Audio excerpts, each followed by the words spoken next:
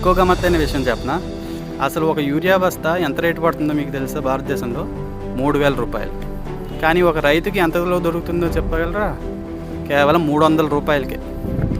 అంటే మిగతా 2,700 రూపాయలు ఎవరు కడుతున్నారండి? గవర్నమెంటే కడుతుంది, సబ్సిడీలు ఇచ్చి కడుతుంది. అంటే ఎవరి డబ్బుతో? మన డబ్బుతోనే కదా. అంటే ఏంటో అర్థమవుతుందా మీకు? మనమే మన డబ్బుతో విషం లాంటి యూరియా మిగతా ఫెర్టిలైజర్స్ కొని రైతులకి ఇచ్చి వాటి చేత పంట పండించి అవి మనం కొనుక్కుంటున్నాం.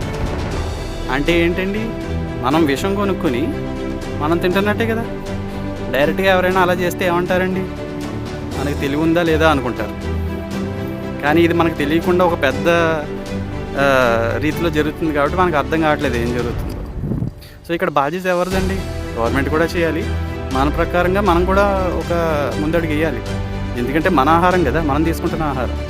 ఇప్పుడు మరీ ఇంత బాధ్యత పెరిగింది ఈ ప్రపంచంలో జరుగుతున్న ఈ తీరుల్లో.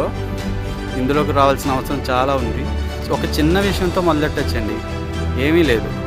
మొత్తం ప్రకృతి వ్యవసాయంలోకి మారాలంటే టైం పడుతుంది. ఒక సింపుల్ విషయం ఏం చేయొచ్చు అంటే నవధాన్యాలు వేసుకోవాలి. ఒక పంట అయిపోయింది, ఇప్పుడు మంచి సీజన్, మే కోతలు అయిపోయినాయి, వరి ధాన్యం కోతలు అయిపోయినాయి. ఇప్పుడు మన పొలంలో నవధాన్యాలు చల్లేసుకుంటే ఒక 40-50 రోజుల్లో మొత్తం పెరిగిపోతుంది. అవి దున్నిచ్చేస్తే కలిపేసి భూమిలో మంచి పోషణ వచ్చేస్తుంది. జస్ట్ ఇది చేయడం వల్ల యూరియా వాడకం చాలా వరకు తగ్గించవచ్చు అంటున్నారు. ఎందుకంటే భూమికి ఆల్రెడీ పోషణ వచ్చేస్తుంది. సో ఇది ఒక్క విషయం షేర్ చేయండి మీ రైతులకు కానీ మీకు తెలిసిన వాళ్ళకి కానీ. ఇలా చేసుకోవడం మంచిదని చాలా ముఖ్యం. తర్వాత స్లోగా ఏం చేయొచ్చు, మనకి 2 ఎకరాల భూమిలో ఉంటే కనీసం ఒక 1/4 ఎకరంలో అన్నా, ఒక 10 సెంట్లో అన్నా మనకి మంచి ఆహారం మన కుటుంబానికి కావాల్సింది ఎట్లా పండించుకోవచ్చు. జాయిగా మనం ఎక్స్పెరిమెంట్ చేస్తూ ఉంటే మిగతా అంతా ఎలా చేయొచ్చు అన్నది తెలుస్తుంది.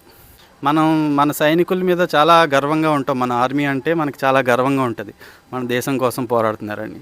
కానీ అదే దానికన్నా మించిందనే చెప్పాలో, లేకపోతే అంతకంటే ఆ లెవెల్లో ఉన్నదని చెప్పాలో రైతులు.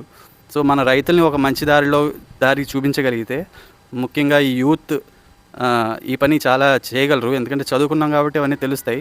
ఒక దగ్గరుండి మన రైతులకి ఈ దారిలోకి వచ్చేలా చేయగలిగితే మన దేశానికి చాలా సేవ చేసిన వాళ్ళం అవుతాం. సో ఇదంతా మనం తప్పకుండా చేయాలి.